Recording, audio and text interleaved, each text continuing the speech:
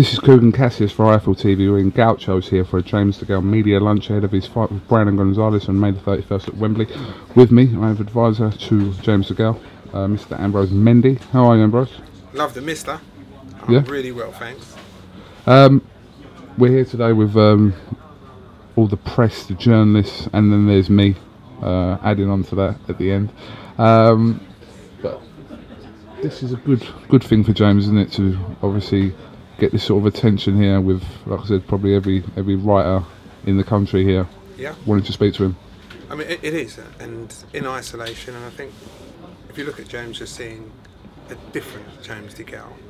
Perhaps a James DeGALE has never been seen before, because after the Olympics he came back and there was all the furor and excitement, and to James it was all novel and it was all new, and his career got off to obviously a very quick start. He's had some setbacks, he's now dealt with them, and now coming in, you know, working with a really efficient unit.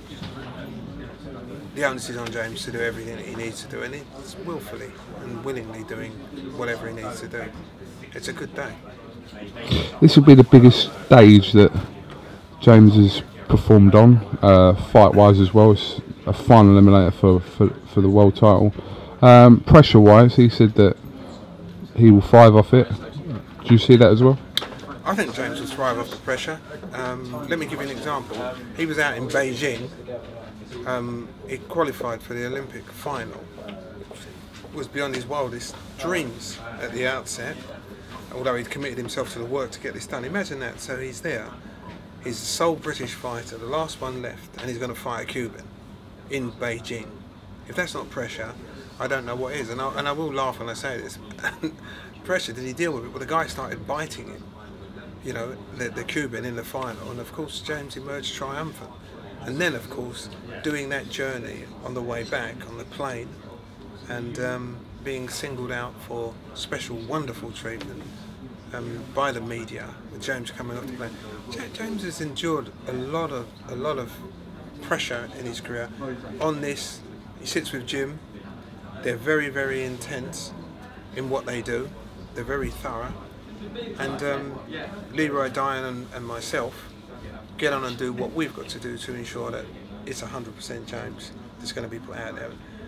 Whilst I have the greatest respect in the world for Brandon Gonzalez and his team, because one can't deny that, however they've shaped up to meet this James DeGALE, they got it wrong. They got it wrong. This guy is for real. He is the 168 guy. Okay. Why do you think, since James turned professional, he seemed to have a love-hate relationship with the public? Why is that? I've sat down and tried to analyse this, and just going back before James went to the Olympics, they came to Leroy, Diane, and James came to Jim McDonald's gym to kind of interview and see what he was going to do, and I had the opportunity to speak to him, and for my threepenny's worth I advised him to go with Frank Warren if he got a medal of any sort, and of course that's exactly what did happen. When James came back, the mistake that was made, and I don't say it was deliberate, mistakes are portals of learning, the mistake that was made was that James went to Birmingham, the land of Frankie Gavin, who was really unfortunate. He would have gone to the Olympics and won a gold medal, where everybody was sure of that. In the event, he was denied the opportunity, and I think it started off as a little joke. Someone decided to boo, almost, you know, like, oh, because we're Frankie Gavin supporters, not even maliciously, and then it worked. It went on and on and on and on, and I think, with hindsight, James would have made his professional debut, perhaps at Wembley Arena, amidst lots of, you know, joyous celebration, and post-Olympic feel would have been about. And of recent, you know, like certainly the times that I've been formally involved with James, throughout, shall we call it, that Hennessy period, we've worked very hard, and nobody more so than him, to ensure that his relationship with the fans was transparent, sincere and true. So I think that's right. That said, when James comes out, of course he will be adorned, fighting under the British flag. James comes out, it's a Froch and Grove show, so of course, if you accept that 50% of the fans are Froch fans, 50% of the Groves fans, only those who are pure boxing fans can be expected to support and get behind James. If they don't, it's not, as George Groves will attest to, it's not what happens when you go in the ring, it's what happens when you come out of the ring.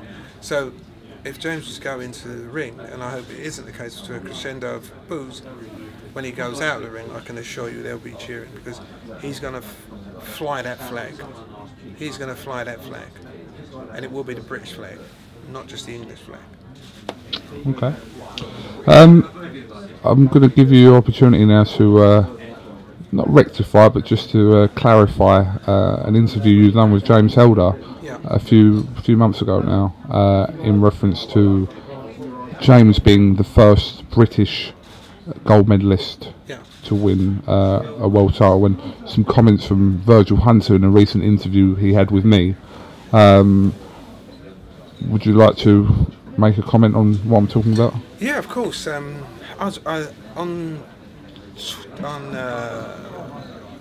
an interview which you did with Virgil, and I hope this one's a lot quicker than that one was, by the way, Virgil dropped my name in it, saying that I'd kind of got it wrong, and that I had said that James DeGALE was striving to become the first Olympic gold medalist to go on to become a world champion. What I actually said, elaborating further, a couple of minutes further on in that interview, was a qualification of James is striving to become the first British Olympic gold medal winning boxer to go on to become world professional champion. So that's pretty evident, because I brought Lennox Lewis to this country, and Lennox, of course, was born in West Ham. Although he won an Olympic gold medal, if we were looking at it as abstract as what Virgil was saying, then you'd have to include Lennox into that picture, as well as, of course, the great Muhammad Ali and George Foreman and Jack Frazier and Sugar Ray Leonard. We can go on and on and on and on. And of course, respectfully, Andre Ward, the great Andre Ward. In that interview you're referring to, because I didn't do the interview, it wasn't offhand to my memory. Yeah. But in the first initial thing you said was people watching it from here knew you meant first British Olympic gold medalist to go on to win a world title. I don't believe you said British, so in the first instance. So this is what Virgil was, I'm assuming, as sin and responded to, but you've cleared that up. And what he was making reference to, because I had a further conversation with him after the interview when he was talking about Andre Ward, he was regarding that as in reference to his weight, Andre Ward, which... Yeah, but you see, now, I've said something and qualified within the interview. Always, a premise has a premise. A statement has a premise and conclusion, a beginning and end, but you've got to go through the middle. Yeah, So if Virgil wants to go and ambiguously, model this around Andre Ward, no.